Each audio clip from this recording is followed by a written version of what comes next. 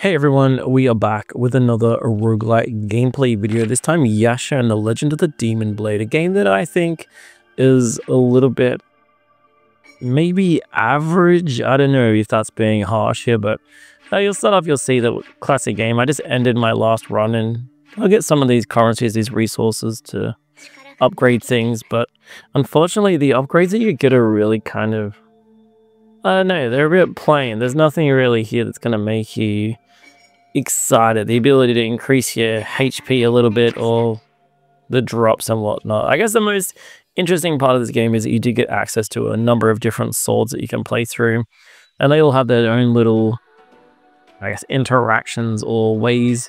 This guy here, he's the one that gives you the swords, and after each run you get the ability to unlock the different swords. So I'm not going to do that right now. I'm just going to take you through some of the early gameplay.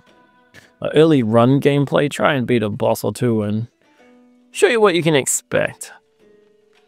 I play a lot of action roguelike games, and honestly this game should be right in my wheelhouse. And oh, that's nice. It's a soul orb. We've got some of these little upgrades you get throughout the run. Let's do one here. The lower your HP, the better it is. So I'm using this weapon here, which is kind of like a little fire sword. I can switch between this and another one, which will throw out some kind of, I don't know, Sakura the right word, but some blossoms that I can detonate. So you'll switch between your two main weapons, but I'm going to use this fire sword here because it is super effective. The goal is to defeat the enemies in the level, and then you get a little bit of another upgrade. So that's nice. And I'm going to increase the accumulation efficiency of flame by 20. I'm going to press B on that to get some currency, and we're going to move on. Pretty simple. This is pretty much the way the game works, with a couple of different bossy levels and some, I guess, in-between boss areas where you can eat some ramen or do some challenges and stuff. That little flaming circle there is the big feature of this sword, in which when I get enough attacks, you'll see down the bottom left that I have this sort of like quite lovely looking art that's charging up, and when it hits full charge then I will get the ability to, don't get the ability, it just automatically triggers that flame circle, so that's nice. Early game here is possibly easy. I don't think that's a real thing. So is this one of the upgrades that's actually a little bit different? So rather than having that flame circle, I have the ability to do some burn. I'm going to do that because I think burn is a good thing. Deals a lot of damage. I think the reason why this game isn't that impressive for me is because for the most part the upgrades are basic. There's nothing that's going to excite you. It's really repetitive. Like, you always get this guy here, this general carnic crab, always straight away. There's no way for me to avoid it, so the game is very repetitive, and it kind of feels like once you know what to do, you're a little bit boring. Like, I could try and parry this, but there's no benefit to me. Just gonna keep setting him on fire and then try to avoid this spin.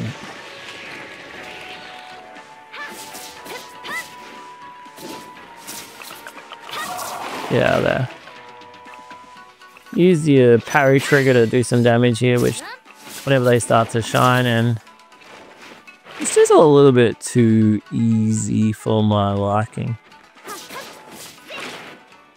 I think that's pretty much the fight. Alright, solid. I think I took 4 damage for the whole thing.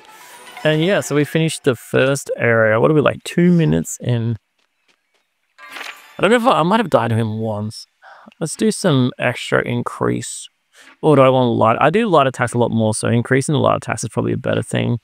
But it's already telling me that I need to change them. Which one do I want to change? Efficiency. Let's do that.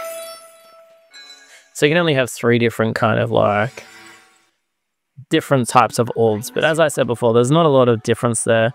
They're all kind of the same thing. A little bit extra damage on your lower attack or your heavy attack or things like that. So this is that in-between world that I mentioned before, where we can heal up. If you get food ingredients, little ramen guys here that you can give yourself some upgrades, and there's a couple of things here that you can interact with. Let's have a look what's here. Do I want to other demon, so I can buy some upgrades here, which I don't really want to. As you can see, once again, they're all pretty much the same, so we're going to avoid that. We're going to jump on straight into the next area. I think complexity is the word that I'm looking for here. This game has some pretty fun dash mechanics that, you know, if you like spamming attack and not having to think too much, like, you know, I think the attacks are fine, the fighting mechanics are fine, but there's really no complexity in terms of the boss fights, the build paths. Like, I don't think you get any like really crazy build paths that make you think like, you know, if I hit the right combinations here, I'm gonna really have a fun time. It's pretty much just been work your way through. The way that it gets more difficult, I guess, these areas, they just give you more enemies. That's pretty much it. We're just gonna have more enemies, which makes it go a little bit longer, I guess, and the bosses just get a bit bigger, and some of the bosses take a lot of hits to defeat, like, especially early on. Like, this sword's my favorite. I've had my best run's been with this sword, and mostly because I had it like highly stacked burn damage, which meant that I'm just pouring through the enemies. But before that, some of the weapons were really weak, and it's sort of like, even though I knew how to defeat the boss, I'm still spending way more time than I want to be fighting him. Game's pretty enough. I don't know, you can see here, I don't think it's the most pretty game I've looked at. They've spent a lot of time on the dialogue character arts and things like that. Let's upgrade that. We're going all in on the burn. The actual game itself, I don't know, it feels lacking. Am I right in saying it's lacking? Here's next boss. This one's that guy, octopus guy, and this is the one that can be quite painful if you don't have the right build. So I think that looks quite cool. There's a visual aesthetic to this guy that's not quite there with the other areas, which look a bit flat, look a bit stale. I don't know if the colors more popping here than they were before, like on the beach. It's pretty simple here. We're going to try and knock out his tentacles, avoid getting hit by him, hopefully. He's going to slow me. I'm going to get smashed by a tentacle. Avoid the water. Look out for the... Already done it. Look out for the different warnings when things are happening and try and deal as much damage. The burn here is what works. So hopefully if I get as much stacks of burn on him, of like, you know, if I done a third health, almost half a health, which early on it's like that took me like 4 different cycles of taking out his tentacles. I've actually already triggered the hardest bit. It took me like a few goes to realize I need to use those blocks, which is pretty stupid because it's really obvious you need to use those blocks. And then we're back onto it. He's going to throw some water at me.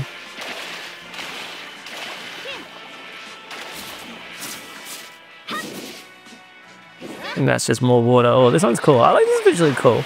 This is a cool looking attack, although you shouldn't really get hit by it.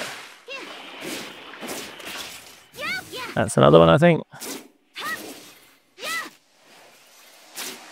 I need to break that. I'm wasting my time here. I completely wasted that. That's disappointing. Missed my parry break. Oh, dodge that. I've got upgraded dodge, so I get 3 dodges stored, which makes this a little bit easier. At the start, you'll only get 2, which is trickier. The dodge is very impactful, obviously.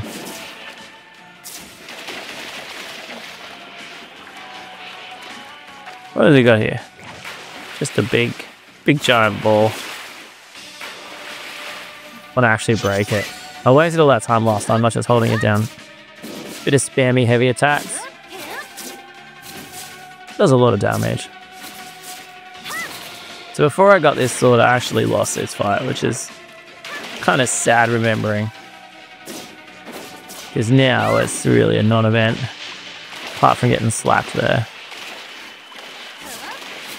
Just a reminder that the slaps hurt. Ooh. I think that should be it. Kraken Umabozu. GG. That fight is done. Thank you very much. Alright, I wonder, like, as I said before, you get the same path every time, which is really unusual. I think most most roguelike games that I've played will have some kind of difference in terms of the way you play through. Like, you'll get this guy, you get this guy, or this one. Unless, like, I think, like, in, like, Dead Cells, I think you control... Alright, let's heal up again. I haven't even used any of my revives so far. This person, what do they do? I can't remember. Alright, we've got them because we did the octopus thing. They're going to give me some health if I want it. An additional hit when dashing. Let's do that. I like the idea of additional hit when dashing. Oh, we got our ramen guy. Let's go. I like this. This is probably my favorite thing in the game. Give me some ramen, and then it gives me some upgrades. But I think you got to get food in order to do it. I've got shield, damage, speed, shield, HP. Nothing gives me damage there. Let's just get this one. That'll do. And there you go. We'll happily eat some ramen, which gives us some effect. Because as you may well know, ramen is from Japan, and this game is all built on Japanese lore, Japanese mythology. It's all about the nine-tailed fox or demon. Was it nine-tailed fox? I remember there's something about that from Naruto when I was a kid. Enemies get a bit tankier this time, but they are still pretty basics. We can pretty much still just spam dash and light attack our way through most of them. The dash kind of does this thing where it almost like dashes through onto people, like an auto-attacking, not auto-aiming kind of like mechanic, which means that you can sort of dash in and out very easy, although with so many enemies I will start to run out and dash a bit faster. When they're shining, you can do a parry, but it's easy just to dash out of the way. Parries, I found parries quite tricky. Parries probably the hardest thing to time, unless you got fast mechanics here, but let's get rid of this hog. So even there, like, I was waiting for it and I still missed the parry. I don't like the parry. It's like you've got like maybe half a second. But when you do hit it, it's pretty impactful. It's double the damage. Knocks them back. It's easy just to dash out of the way. Alright. Thanking you very much. Let's pick this up. You get to the point where I don't have any room left as well. Flame ring, no. Yeah, we'll treat the special flame ring and the speed of which flame ring deals damage you. I don't think I want that. I think I want this one. Okay, so we got the maximum there. Yeah, you get to the point where there's like nothing I can upgrade. It's a little bit sad. It's a little bit sad. This guy was waiting for me, but he's completely useless. You can do little upgrades like how much health you get back between levels and stuff like that, but it's not exciting. I'm a little bit disappointed. Like, I actually thought this game was going to be really cool. I thought it was going to be... Like, I saw videos that are like, this is Japanese Hades. It's like, no. Come on. So it's good as like this kind of visually top-down roguelite action with quick fighting mechanics. And that's what's the word? Clickbait. Maybe I need to title my stuff like that. This roguelite is like Dead Cells, but with Japanese anime themes. No, it's not. No, it's not. Come on. Let's get real. Let's keep real. Come on, guys. Let's be real. As is the case, I'm taking damage because I'm just rambling and spamming. I might go up to the next boss and then I'll just stop there. Yeah, let's give me the spoils. Whatevs. I'm not even using that second sword. Someone else upgrade it. Just in case. Oh, here we go. This fight was kind of fun.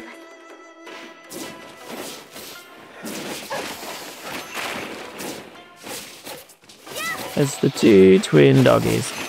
So I think this is a really cool looking boss fight. I've only fought it once and I won it pretty easy, so... But the style is cool.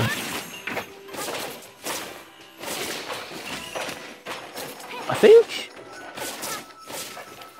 The other thing that this is missing is the need to learn cycles. Like, you don't need to learn anything here. You just need to deal damage. Damage and dodge. Like, I've nearly... got one of them.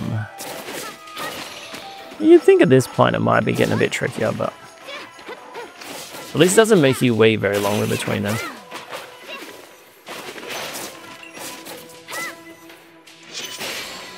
That's one done.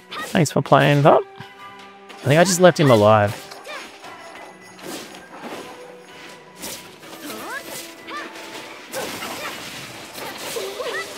Oh, he's not happy. Is he untargetable here? I can still do damage. Still stacking heaps of flames. There we go. So I mean, like, it's not. It's a bit easier, isn't it? Really, like, I'm not focusing that hard there. I'm just kind of dashing and attacking, dashing and attacking. See, I've got maximum now, so you'll move on.